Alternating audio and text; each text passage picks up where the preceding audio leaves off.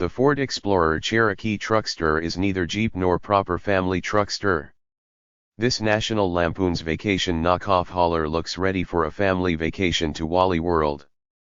The Ford Explorer was still a twinkle in the recently introduced Ford Bronco II's proverbial eyes when National Lampoon's Vacation hit theaters in the summer of 1983. At the time, station wagons were the family vehicles of choice for Americans on the move, not SUVs. So it's no surprise that the movie's main character, Clark Griswold, takes his family on a road trip to Wally World in a ghastly green station wagon, replete with horrid wood paneling, known as the Wagon Queen family truckster.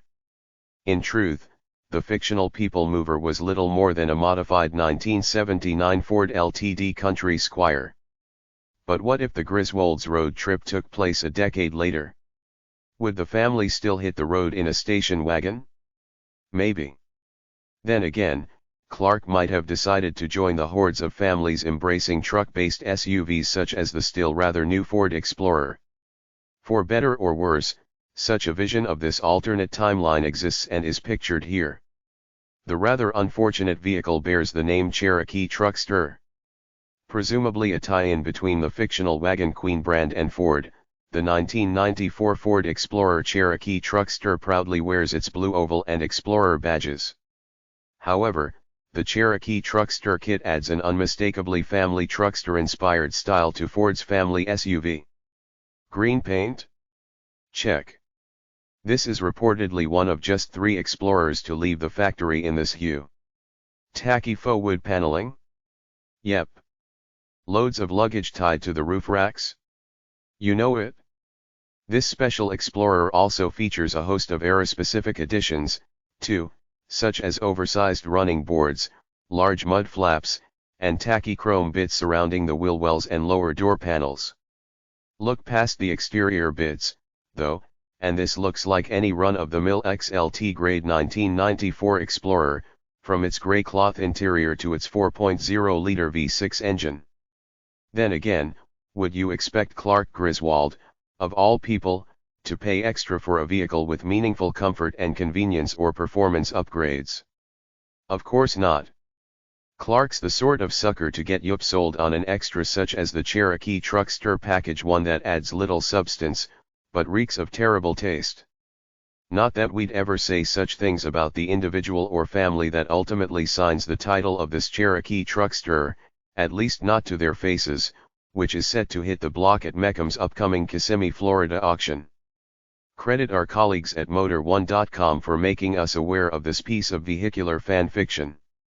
Sandwiched between the full-size Bronco and the Explorer that would replace it, and succeed wildly during the SUV boom of the 1990s, the Bronco too has always faced an uphill battle for hearts and minds. Is that really fair to the little SUV, which sported a compact, nimble chassis shortened and adapted from that of the Ranger pickup? We think the Bronco 2 deserves a second look and maybe a little more respect, especially as nostalgia for the 1980s hits a fever pitch in the R8 Wood era. As we mentioned, the Bronco 2 is tied to the Ranger it was based on and developed in parallel with the compact pickup in the wake of the gas crunches of the 1970s.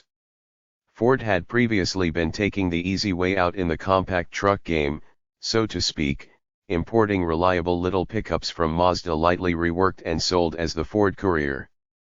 The Ranger started development as Project Yuma, with the top priority being fuel economy and profitability and not simply a downsized F-Series clone. Ford spent gobs of money in the wind tunnel crafting the efficient little pickup's shape. But the company's plans were scrambled by the 1979 oil crisis after the Iranian Revolution. Yuma was almost cancelled, and the Ranger and Bronco with it. The compact Chevy S10 and Blazer also got a head start in the market, and their white-hot sales sent Ford scrambling to get the Ranger to dealers for the 1983 model year. By early 1983, well after the S10 Blazer had been on sale, Ford finally had the 1984 model year Bronco 2 ready to sell. And on paper, it had the goods to compete with the Chevy SUV. For one, it used Ford's novel independent front suspension design. All Bronco IIS were four-wheel drive at launch, using the twin traction beam design with a front differential, a setup that combines some of the ruggedness of a solid axle with the improved ride of an independent setup. Two-wheel drive versions, only available from 1987 on, used the old and reliable twin I-beam design from the Ranger.